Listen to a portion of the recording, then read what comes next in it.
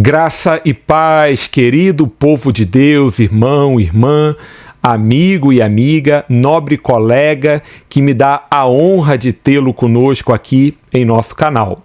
Este vídeo é destinado para você que de repente já está um pouco familiarizado com o conteúdo proposto aqui por este canal. Porém, o que poucos sabem é como tudo começou.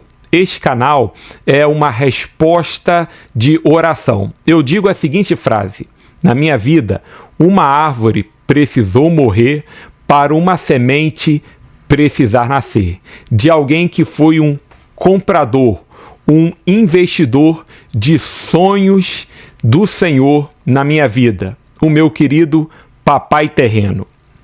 O meu pai, ele entregou a vida para Cristo há alguns anos atrás. Na verdade, um pouco mais de alguns anos atrás.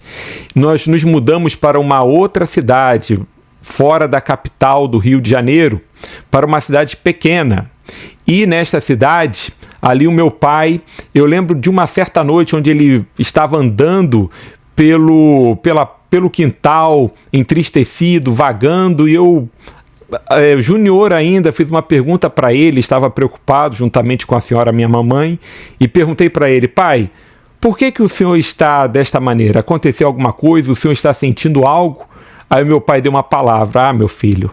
Meu pai já era um senhor de idade, e ele falou: meu filho, se eu soubesse como era ter a Cristo, como é viver e ter esta experiência, eu poderia ter dado mais da minha vida para Ele. Olha só a minha idade. Estou muito limitado. Naquele momento, querido, creio eu que o Senhor, não eu, tomou os meus lábios para deixar uma palavra, uma semente no coração do meu querido papai.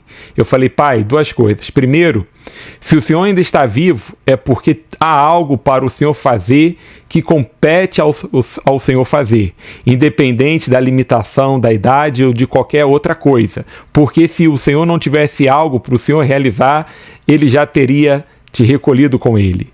E a segunda, Deuteronômios capítulo 7, verso 9, diz o seguinte: saberás, pois, que o Senhor teu Deus é Deus, o Deus fiel, que guarda a aliança e a misericórdia até 1000 gerações aos que o amam e cumprem os seus mandamentos. Eu falei: pai, aquilo que o Senhor não fizer na sua vida, fará através da sua descendência, da sua linhagem, da sua geração. E talvez, creio eu, vai começar a partir da minha vida. Queridos, o meu pai abraçou aquele projeto. Meu pai foi um comprador de sonhos na minha vida. O Senhor, meu pai, então, começou a me levar para diversas igrejas, templos, ministérios, para poder ministrar a palavra. Ele praticamente me autoconvidava e me levava com os amigos deles, pastores, para eu ter ali as minhas primeiras oportunidades. Eu ia todo engravatado, de terno, blazer, calça social, um junior. E, queridos, confesso que só tinha uma vaga noção do que estava realmente fazendo. Levava a palavra do Senhor ali do meu jeito, da minha maneira. A minha primeira oportunidade, falei tanto que o pastor local precisou literalmente arrancar o microfone das minhas mãos. Em uma outra oportunidade, eu fui falar sobre Cova dos Leões. Queridos, eu confesso que naquela noite, acredito eu, que não eu sozinho, mas eu coloquei todo mundo dentro daquela cova comigo, pela mensagem como foi. Eu pensei em parar, eu falei: pai, olha só, estou passando vergonha, eu quero mais é parar. Aí meu pai falou: não, Léo, você não vai parar. Eu vejo uma chamada do Senhor na sua vida. Meu pai, então, ele adquiriu um gravador daqueles tijolões com meia capa de cor preta e arranjava uma pequena gambiarra nos templos ali, sentava no primeiro banco e gravava mensagens minhas do antigo cassete, aquela fitinha cassete. E depois, como um técnico de futebol, apontava para mim e falava: Léo, errou nisso, errou naquilo, não faça mais isso, né? E depois de toda aquela situação, eu falava: tá bom, pai, então tá bom, meu filho. Eu achava que encerrava, não. Ele ia até a rua principal aqui da nossa cidade, no centro. Lá havia um irmãozinho em Cristo que vendia pipoca no carrinho de pipoca. Ele arranjava uma gambiarra em cima do carrinho dele e colocava as minhas mensagens à tarde e entrando na noite inteira. E eu confesso, queridos, que até hoje tem pessoas que, ao ouvir minha voz em algum lugar, às vezes param, olham para mim e eu humildemente falo: deve estar conhecendo a minha voz de algum lugar, não é? A pessoa assim: eu vou ouvir a sua voz um tempo atrás, mas não lembro de onde. Eu falei: deve ser do carrinho daquele irmãozinho em Cristo lá na Rua dos Mineiros. Ah, sim, rapaz, agora que você lembrou, agora que você falou, lembrei disso.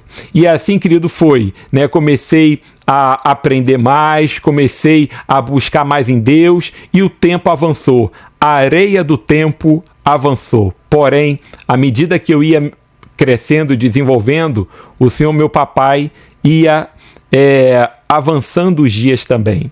Até que, queridos, que meu pai começou a ficar adoentado, começou a ir para o hospital e começou a necessitar de cuidadora. E eu estava com ele em vários dias ali, principalmente no período da noite, e até que teve um sábado, onde eu falei para ele que o meu irmão mais velho estava. Eu geralmente ficava também com meu pai no domingo, e eu fui lá e falei com ele: pai, eu amo o Senhor. Ele falou: também te amo, meu filho. Querido e queridas, foi a última vez que eu ouvi a voz do meu pai e vi o meu pai com vida aqui nesta terra. O homem que eu lembro como flash na minha mente, que me carregava nos braços quando eu era pequeno, né? E que eu precisei às vezes até carregar, e o homem que eu lembro que me dava banho, e chegou um tempo que dava banho nele também. Quando foi 6:50 da manhã do domingo, senhora, minha mãe me telefonou, falou: Léo, vem pra cá, seu pai acabou de falecer. Quando eu cheguei lá, querido, estava o corpo do meu pai entre a cozinha e a sala, caído no chão. Senti a carótida, já não estava mais ali, só o corpo. Agora o homem que me carregava, eu precisei carregar o corpo dele sem vida para uma cama, para dentro de um caixão, e esperar até o caixão descer na sepultura, para, como se diz aí a grosso modo, encerrar aquele ciclo. Depois, querido, eu vi uma história, depois que a poeira baixou um pouco, o meu irmão veio falar comigo. E ali, queridos e queridas, naquela efusão de sentimentos e emoções transbordando no peito, vendo o homem que eu aprendi a amar e a respeitar descendo num caixão à sepultura, que eu não iria mais vê-lo aqui na terra, né? Queridos, o meu pai é o meu herói de infância. Meu herói de infância não tem capa vermelha e não voa. Meu herói de infância não é jogador de futebol. Meu herói de infância se chamou Antônio Ribeiro, o homem que saía às madrugadas no Rio de Janeiro para trabalhar, para sustentar família e filhos. E se hoje, queridos, eu sou alguma coisa, se hoje eu tenho uma família, se hoje eu estou aqui diante de vocês, é primeiramente a graça de Deus na instrumentalidade do homem que eu aprendi a amar e a respeitar, e que eu estava ali chorando. Mas, amados, não estava chorando de indignação contra Deus por ter levado meu pai de mim. Não. Estava chorando por gratidão, por Deus ter me permitido ter um homem para chamar de pai e me ensinar durante mais de 30 anos da minha vida. E ali, querido, como fruto, veio o meu irmão numa conversa que ele me falou que houve com meu pai no próprio sábado, algumas horas antes do meu pai falecer. O meu pai falou com ele: filho, se eu tivesse tido mais cabeça, eu teria investido no Léo para ele fazer um seminário, porque meu filho tem uma chamada, e aquilo entrou no coração dele. E meu irmão virou para mim, alguns minutos depois que o corpo do nosso pai havia descido na sepultura, e falou: Léo, você vai fazer esse seminário. você vai estudar, você vai se preparar para o seu chamado. Não porque foi o último desejo do nosso pai, mas porque eu também vejo e sinto uma chamada de Deus na sua vida. Isso tudo, querido, e hoje nós estamos aqui neste canal do YouTube. Neste momento, eu sou seminarista, tenho estudado, tenho aprendido, estado com mestres, e tudo isso por quê? Porque na minha vida, uma árvore precisou morrer para uma semente precisar nascer.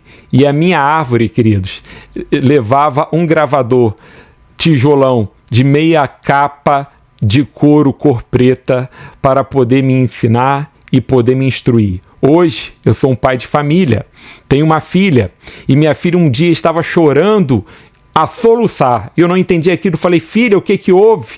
Aí ele falou: não, papai, porque eu estava indeciso, eu estava em dúvida em relação ao meu chamado. Agora eu tenho convicção do meu chamado. Queridos, minha filha deveria ter ali em torno de 10 para 11 anos quando me falou isso. Eu falei: Deus, e eu com 12, 13 anos estava literalmente boiando, e minha filha, bem mais novinha do que eu na época, já sabe, já tem noção do que quer fazer para glorificar o seu nome. Sabe por quê, meus amados? Porque Deus guarda a aliança e a misericórdia até 1000 gerações aos que o amam e cumprem os seus mandamentos. Começou na minha vida, tem gerado na vida da minha filha e segmento, por causa assim de quê? De uma primeira semente, da minha árvore que levava gravador para estar comigo, do meu comprador de sonhos, aquele que investiu na minha vida, o meu herói, seu Antônio Ribeiro,